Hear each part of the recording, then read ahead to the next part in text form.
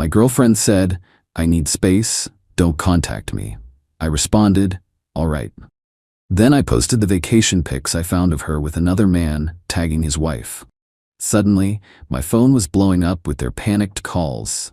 Original post I 32M, let's call me Jonathan. I'm still reeling from the sheer audacity. It's actually been a full week since I took action and everything exploded. But the whole saga really began about 3 weeks ago now. That's when my girlfriend, Nicole, 29F, hit me with the "I need space" bombshell. Via text, of course. We'd been together 3 years, living in my house, my name, my mortgage, for the last 18 months. Things felt a bit distant, sure, but I thought it was just work stress on her end. The text came on a Saturday morning. "Nicole, hey. Things are feeling really overwhelming for me lately. I think I need some space to myself, to just breathe and figure things out. Please don't contact me for a bit. I'll reach out when I'm ready. Hope you understand." Space. Never a good sign. But I'm a rational guy. Me, "All right, Nicole, I understand. Take the time you need." Then radio silence, which she asked for. The week that followed her text was a blur of confusion and hurt. I replayed everything, wondering what I'd missed. Fast forward to Friday, February 7th, a week before I'm writing this initial post. I was mindlessly scrolling Facebook and a post from a mutual acquaintance pops up. A surprise romantic getaway album. And there's Nicole, looking far too happy and cozy with Brandon, 35M, a married colleague of hers. Champagne, hand-holding on the beach, the works. The dates lined up perfectly with her need for space. My stomach churned. Space was a cover for a secret trip with a married man. She hadn't just lied, she'd orchestrated this, expecting me to be none the wiser. The initial sting of betrayal quickly morphed into a cold, calculated anger. She wanted a consequence-free fling, keeping me as her backup plan in my own home. No, not happening. You want space, Nicole? Granted. And Brandon's wife, Rachel? A lovely woman who deserved to know about these spontaneous adventures. So, Saturday morning, February 8th, I got to work. I saved the most damning photos. The hotel room selfie, the beach hand-holding, a candlelit dinner shot where his arm was way too familiar. Undeniable. I crafted a new public Facebook post. Short, sharp, to the point. "Heard you needed space, Nicole. Looks like you found it. Hope it was worth it. Oh, and Rachel, tag Brand's wife, thought you might want to see how your husband Brandon spends his business trips. Spontaneous adventures, soul connections, truth hurts." Attach the photos.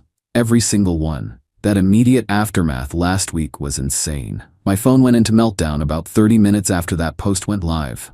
Then I blocked Nicole on all platforms. Phone, social media, everything. And I waited. Didn't have to wait long for the chaos to erupt. Update 1. My phone went into meltdown about 30 minutes after that post went live on Sat Feb 8th. Non-stop calls, texts, DMs from numbers I didn't recognize. It was glorious chaos. First, Brandon. Pure panic. "Brandon. Jonathan. What the heck? Take that down. Now you have no idea what you're doing." "Jonathan. I'm serious. This is my life. My marriage. Take it down. Nicole said you were basically over. Said you wouldn't care." So Nicole was already spinning tales for her affair partner. Noted. I didn't answer. Then, Nicole. The terror in her voice was a symphony. "Jonathan, what did you do? Are you insane? You've ruined everything." Rachel called me screaming. "Brandon is freaking out. Delete that post right now and tell everyone it was a joke." Nicole, another voicemail, now with tears. "Please, Jonathan, please. My job. Brandon's job. His kids. You have to fix this. I'll do anything. Anything." The desperation was palpable, but the entitlement still shone through.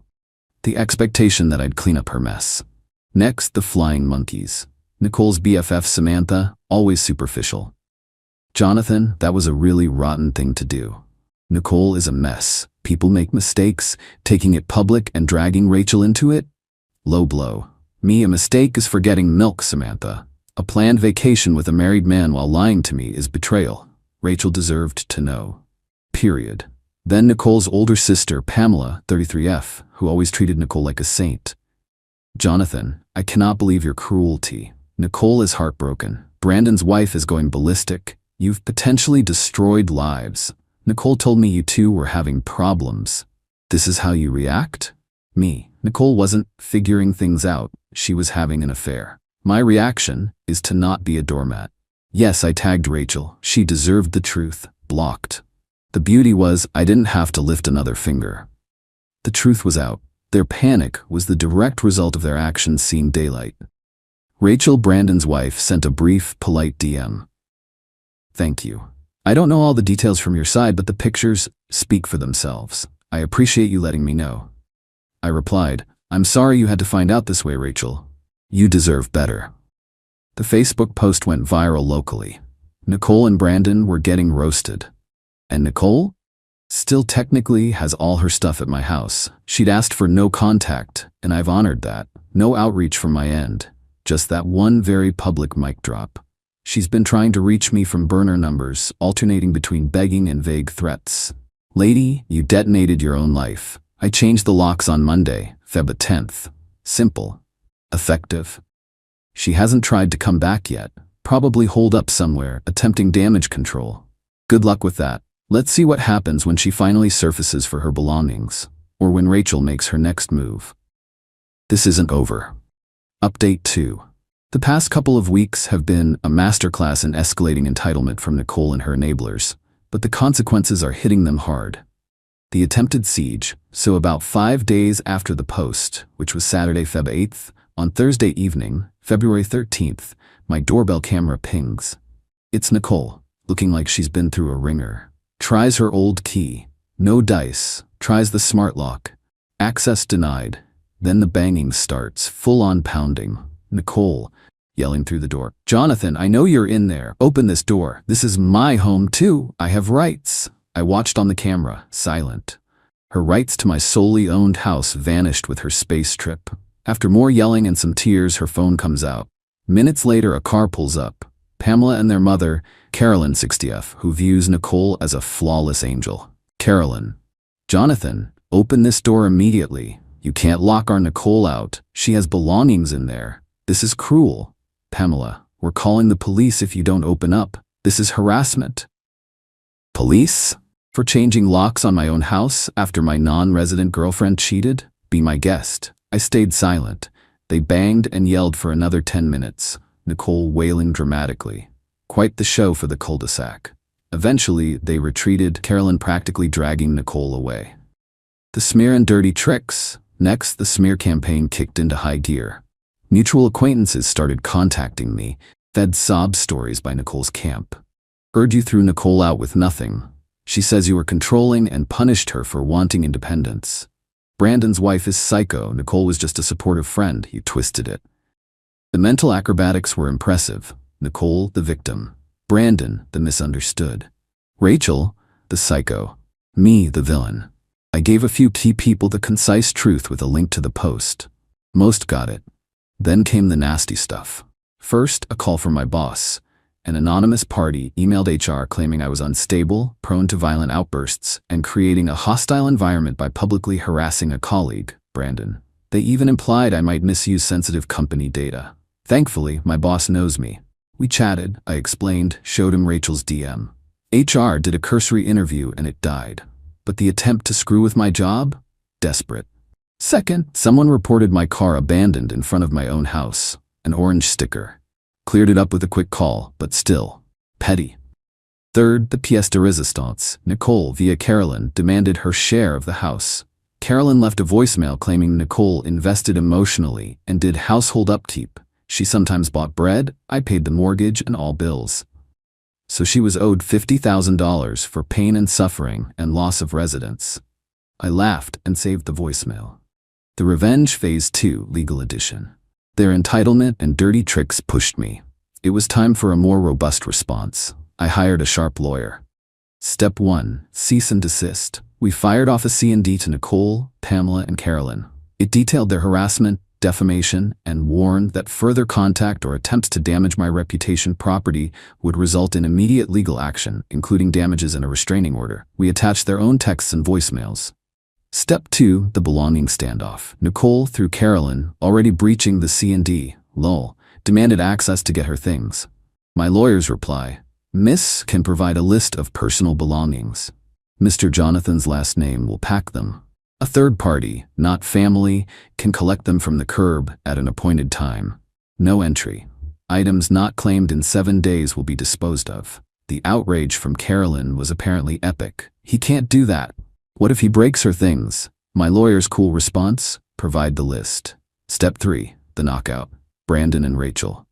Rachel filed for divorce, naming Nicole for adultery. Public record.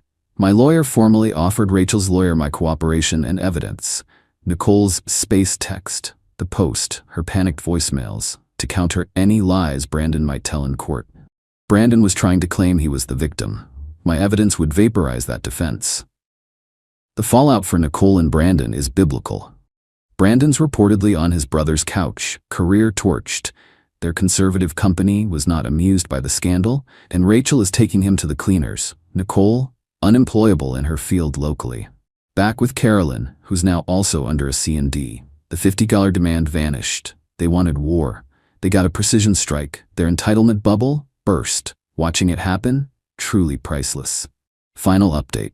It's been a few months now since the last barrage. The cease and desist, backed by the threat of actual legal teeth, worked like a charm. Silence. Sweet, beautiful silence. The great stuff purge. Nicole eventually sent a list of her belongings via Carolyn. Still pushing it, but my lawyer just documented it. It was ridiculously long, including things I'd bought for the house years before her. My lawyer sent back a revised list of items reasonably considered Miss Nicole's last name's personal property. I boxed it all. It was cathartic. Every cheap knick-knack, every self-help book on finding your truth, the irony was delicious. I might have accidentally damaged a few of her more annoying inspirational quote plaques. Whoops, she hired a man with a van. They came on a Saturday. I left the boxes on the driveway. Watched from my window. Nicole was a no-show. Pamela supervised from her car, looking like she'd sucked a lemon. Good. The aftermath for the villains. Rachel's divorce from Brandon is proceeding. Apparently my evidence was indeed helpful in her securing a very favorable interim settlement. Brandon is financially wrecked, reputationally ruined. Last I heard, he fled the state to live with his parents. Poetic justice. Nicole, oh sweet Nicole. Consequences hit her hard. Jobless, disgraced, living with mommy. Her attempts to play the victim online blew up once the affair details and Rachel's divorce filings became common knowledge. She deleted most of her social media. Her friends, like Samantha, bailed when she became a broke, unemployed pariah. Misery doesn't love company when that company offers no benefits. A mutual acquaintance told me Nicole actually complained that I should have warned her about the severity of the consequences. The sheer, unadulterated audacity. As if her actions were fine and only my reaction was the issue. Some people are incapable of self-reflection. My life now, peaceful. The house feels like mine again. I've been redecorating, purging her lingering influence. It feels good. Some of Nicole's extended family sent me messages about forgiveness. Ignored. They didn't know the full story of her deceit and subsequent harassment. The true revenge wasn't just the Facebook post. It was every methodical step afterwards, changing the locks, ignoring the hysterics, the cold legal letter that muzzled them. Watching them realize their usual tactics, manipulation, tears, victimhood, were useless against me. They expected drama. I gave them logic and consequences. I didn't set out to destroy lives. I protected my peace and exposed a betrayal. They wrecked their own lives with their choices and their refusal to accept responsibility. The financial ruin, social ostracism, career implosions, that was their own doing. I just pulled back the curtain, and yes, tagging Brandon's wife, knowing it would ignite his world too, that was specifically for every time Nicole had subtly belittled me, made me feel inadequate, all while she was plotting her adventures. That tag was the direct consequence of their joint betrayal. Zero regrets. They thought I was a doormat. They found out I'm a strategist. I sleep very well. Good riddance to Nicole, Brandon, and all their enablers. They got everything they truly deserved.